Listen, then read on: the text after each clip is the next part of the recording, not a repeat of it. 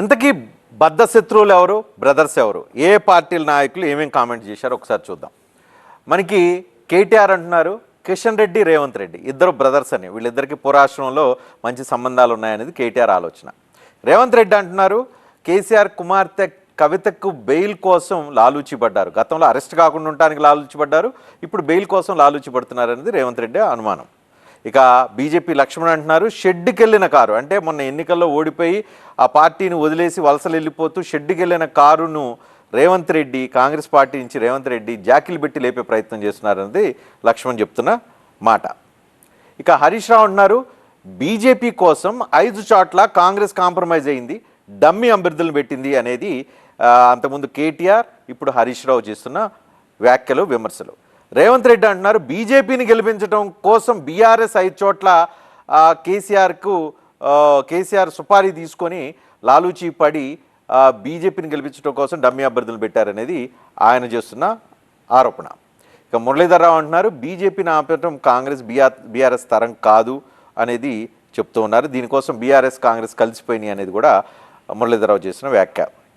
ఇక ఈరోజు కేటీఆర్ అంటూ ఉన్నారు 25 మంది ఎమ్మెల్యేలతో రేవంత్ రెడ్డి జంప్ అవటం, ఎన్నికల తర్వాత సీట్లు ఎక్కువ సాధించలేక పార్టీలో గ్రూప్ రాజకీయాలు ఎక్కువై 25 మంది ఎమ్మెల్యేలతో రేవంత్ రెడ్డి బయటికి వెళ్ళిపోతారు, బీజేపీతో జతకడతారు అనేది కేటీఆర్ ఈరోజు చేసిన విమర్శ. అయితే బీఆర్ఎస్ వాళ్ళు ఓళ్లల్లో ఎందుకు ఓట్లు అడగటం లేదు, దీన్నో అనుమానించాలని చెప్పి రేవంత్ రెడ్డి ఇంకో అనుమానం వ్యక్తం చేస్తున్నారు. ఇక బీఆర్ఎస్ కాంగ్రెస్ది చీకట ఒప్పందంగా బీజేపీ చెప్తున్న పరిస్థితి కనిపిస్తుంది.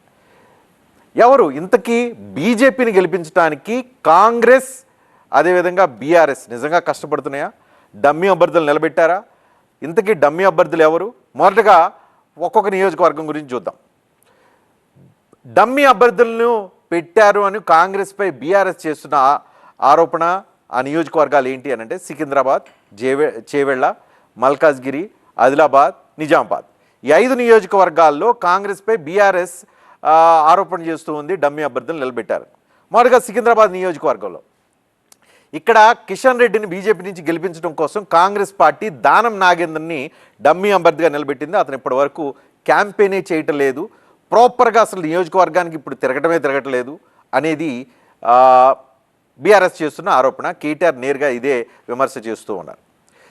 ఇక అదేవిధంగా చేవెళ్ల నియోజకవర్గాన్ని చూస్తే ఇక్కడ కొండా విశ్వేశ్వరరెడ్డిని గెలిపించడం కోసం బీఆర్ఎస్ నుంచి లాస్ట్ మినిట్లో రంజిత్ రెడ్డిని తీసుకొచ్చి రంజిత్ రెడ్డి మీద చేవెళ్ల నియోజకవర్గంలో వ్యతిరేకత ఉన్న అక్కడ మహేందర్ రెడ్డి భార్య సునీత లక్ష్మారెడ్డిని ఇక్కడ నిలబెట్టాల్సిన ప్లేస్లో రంజిత్ రెడ్డిని ఉద్దేశపూర్వకంగా నిలబెట్టి ఈ నియోజకవర్గంలో బలహీన అభ్యర్థిగా చూపిస్తున్నారు అనేది బీఆర్ఎస్ చేస్తున్న రెండో ఆరోపణ, రెండో నియోజకవర్గం.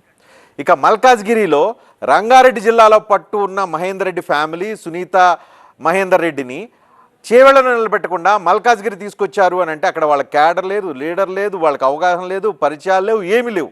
కాబట్టి ఆమెను తీసుకొచ్చి ఇక్కడ పెట్టారు అని అంటే ఉద్దేశపూర్వకంగా మల్కాజ్గిరిలో ఈటెల రాజేందర్ని గెలిపించడం కోసం చేసిన ఎత్తుగడ రేవంత్ రెడ్డి డమ్మీ అభ్యర్థిని ఇక్కడ పెట్టారని చెప్పి కేటీఆర్, హరీష్ రావు, బీఆర్ఎస్ నాయకులు చెప్తూ ఉన్నారు. ఇక ఆదిలాబాద్ నియోజకవర్గంలో కూడా ఆత్రం సుగండ్ను లాస్ట్ మినిట్లో ఇక్కడ క్యాండిడేట్గా ఇక్కడ పెట్టి అక్కడ ఒరిజినల్ కాంగ్రెస్ కాకుండా ఏమైనా పెట్టి ఇక్కడ కూడా బీజేపీని గెలవటం కోసం ప్రయత్నం చేస్తున్నారనేది ఇంకో ఆరోపణ. నిజామాబాద్లో ఇది కొంచెం సర్ప్రైజింగ్గా కనిపిస్తుంది. నిజామాబాద్లో జీవన్ రెడ్డి, కాంగ్రెస్ పార్టీలో మొదటి నుంచి ఉన్న జీవన్ రెడ్డిని డమ్మీ అభ్యర్థిగా బీఆర్ఎస్ చూస్తూ ఉంది.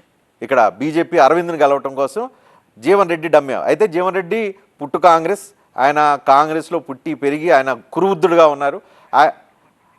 అయితే ఈయన బేసిక్గా ఈయన జగిత్యాల నియోజకవర్గానికి సంబంధించిన వ్యక్తి, కరీంనగర్లో అక్కడ పట్టుంటే అక్కడ కాదని తీసుకొచ్చి నిజామాబాద్లో పెట్టారనే బీఆర్ఎస్ విమర్శ.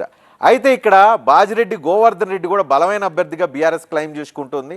కాబట్టి జీవన్ రెడ్డి ఇక్కడ ఆయన కురువృద్ధుడు, చాలాసార్లు ఓడిపోయారు.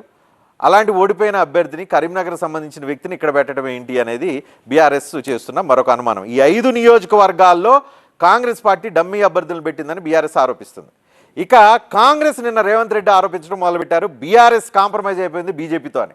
5 నియోజకవర్గాలు ఏంటంటే మహబూబ్నగర్, చేవెళ్ల, మల్కాజ్గిరి, భువనగిరి, జహీరాబాద్. ఈ 5 నియోజకవర్గాల్లో బీఆర్ఎస్ కాంప్రమైజ్ అయిందని కాంగ్రెస్ చేస్తున్న ఆరోపణ. మొదటగా మహబూబ్నగర్ నియోజకవర్గానికి వద్దాం. మన్నే శ్రీనివాస్ రెడ్డి, ఈయన కార్పొరేట్ ఫార్మాస్యూటికల్ ఇండస్ట్రీకి సంబంధించిన వ్యక్తి. గతంలో 2019లో కూడా ఇక్కడ ఎంపీగా ఎలక్ట్ అయ్యారు. అయితే ఎవరికి తెలియదు ఆయన నిజంగా సీరియస్గా ఎంపీ అవునా కాదో తెలియదు, సీరియస్గా పనిచేశారో లేదో తెలియదు. బీఆర్ఎస్కే డౌట్ ఉంది.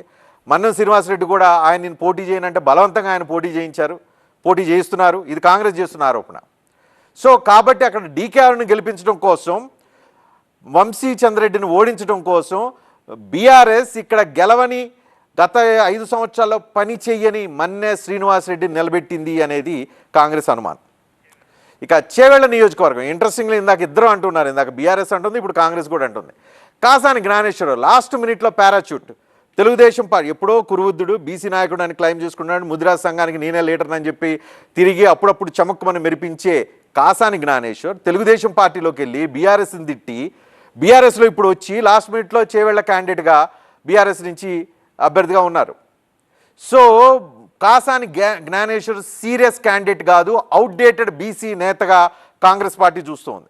కాబట్టి ఇక్కడ కొండా విశ్వేశ్వరరెడ్డిని గెలిపించడం కోసం కాసాని జ్ఞానేశ్వర్ కష్టపడుతున్నారు, బీఆర్ఎస్ కష్టపడుతుంది అనేది ఆరోపణ. ఇందాక రంజిత్ రెడ్డి విషయంలో కూడా సేమ్ బీఆర్ఎస్ ఆరోపణ చేస్తుంది. రంజిత్ రెడ్డి డమ్మీ కాంగ్రెస్ అభ్యర్థి, ఒకప్పుడు బీఆర్ఎస్ ఎంపీగా ఉండి వ్యతిరేకత ఎంపీగా స్థానిక వ్యతిరేకత ఎదుర్కొంటూ ఇప్పుడు ఆయన డమ్మీ అభ్యర్థి అని బీఆర్ఎస్ ఆరోపిస్తుంది. కాసాని జ్ఞానేశ్వర్ డమ్మీ అభ్యర్థి అని కాంగ్రెస్ ఆరోపిస్తుంది. ఇంతకీ కొండా విశ్వేశ్వరరెడ్డి ఇద్దరు డమ్మీ అభ్యర్థుల మధ్య ఈజీగా గెలుపు సాధ్యమవుతుందా లేదా అనేది చూడాల్సిన పరిస్థితి కనిపిస్తుంది.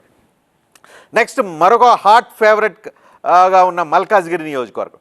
ఇక్కడ రాగిడి లక్ష్మారెడ్డి ఎవరో పెద్దగా తెలియదు. ఎమ్మెల్యే అభ్యర్థిగా ఎప్పుడో పోటీ చేశారు, ఏదో రియల్ ఎస్టేట్ వ్యాపారం చేసుకున్నారు, స్థానికంగా చిన్న నాయకుడు. సడన్గా మల్కాజ్గిరి లాంటి పెద్ద నియోజకవర్గం, దాదాపు 15-16 లక్షల ఓట్లున్న అతిపెద్ద నియోజకవర్గం, ఈ నియోజకవర్గంలో సడన్గా లక్ష్మారెడ్డిని పెట్టారంటే ఇక్కడ ఈటెల రాజేందర్ని గెలిపించడానికి అనేది ఇప్పుడు కాంగ్రెస్ అనుమానం. ఇక్కడే కాంగ్రెస్ పార్టీతో పాటు బీఆర్ఎస్ కూడా అంటూ ఉంది. సునీత మహేందర్ రెడ్డి ఇక్కడ కాంగ్రెస్ పార్టీ అభ్యర్థి కూడా డమ్మీ అభ్యర్థి అని అంటున్నారు. సో ఈటెల రాజేందర్ని గెలుపు కోసం ఈ రెండు పార్టీలు డమ్మీ అభ్యర్థులు పెట్టారని పరస్పరం ఆరోపించుకుంటున్న పరిస్థితి కనిపిస్తుంది. రాగిడి లక్ష్మారెడ్డి కూడా అలాంటి. కానీ మల్కాజ్గిరి నియోజకవర్గంలో అన్ని ఎమ్మెల్యేలు ఇక్కడ బీఆర్ఎస్ క్యాండిడేట్స్ కావటం అనేది కీలకమైన పరిణామం. అయితే లక్ష్మారెడ్డికి డమ్మీ అభ్యర్థా కాదా? ఎందుకంటే మల్లారెడ్డి ఇక్కడ పోటీ మల్లారెడ్డి కుమారుడు పోటీ చేస్తారనుకున్నారు. కానీ కాంగ్రెస్ ప్రభుత్వం మల్లారెడ్డి ఏవైతే కళాశాలలో ఉన్నాయో వాటి మీద దాడుల నేపథ్యంలో మల్లారెడ్డి విత్డ్రా అవడంతో రాగిడి లక్ష్మారెడ్డికి ఇక్కడ క్యాండిడేట్గా పెట్టడం జరిగింది. ఇక భువనగిరి బోర నర్సీగౌడును గెలిపించడం కోసం కామ్య మహేష్ బీఆర్ఎస్ అభ్యర్థి, డమ్మీ అభ్యర్థి, అంత స్థాయి లేని వ్యక్తి, పెద్దగా ప్రజల్లో అంటే ఎంపీ అభ్యర్థిగా గుర్తించలేని వ్యక్తిగా కాంగ్రెస్ పార్టీ అనుమానిస్తుంది. సో చామల కిరణ్ కుమార్ రెడ్డి కూడా పెద్ద అభ్యర్థి కానప్పటికీ ఇక్కడ కామ్య మల్లేష్ కంటే బెటర్గా కాంగ్రెస్ పార్టీ భావిస్తుంది. అదేవిధంగా భువనగిరి కాంగ్రెస్ పార్టీ తమ కంచుకోటగా అనుకుంటుంది. ఇక్కడ బీఆర్ఎస్ అభ్యర్థి డమ్మీ అభ్యర్థిగా కాంగ్రెస్ పార్టీ అనుమానం. ఇక జహీరాబాద్ నియోజకవర్గాన్ని చూస్తే బీబీ పాటిల్ బీఆర్ఎస్ నుంచి బీజేపీలోకి వెళ్ళి టికెట్ తెచ్చుకున్న బీబీ పాటిల్ మీద గాలి అనిల్ కుమార్ కూడా డమ్మీ అభ్యర్థి అని కాంగ్రెస్ పార్టీ అనుమానిస్తుంది. సురేష్ షట్కార్ అంటే ఆయన కాంగ్రెస్ పూర్వాసనం నుంచి ఆయన కాంగ్రెస్లో కొనసాగుతున్నారు. అయితే గాలి అనిల్ కుమార్ సీరియస్గా డమ్మీ అభ్యర్థి అవునా కాదా అనేది పక్కన పెడితే మొత్తంగా పరస్పరం బీఆర్ఎస్ కాంగ్రెస్లు బీజేపీని గెలిపించడం కోసం 5 అంటే కామన్గా ఉన్న నియోజకవర్గాలు 2 తీసేస్తే మొత్తం 8 నియోజకవర్గాల్లో డమ్మీ అభ్యర్థులను పెట్టిందా లేదా?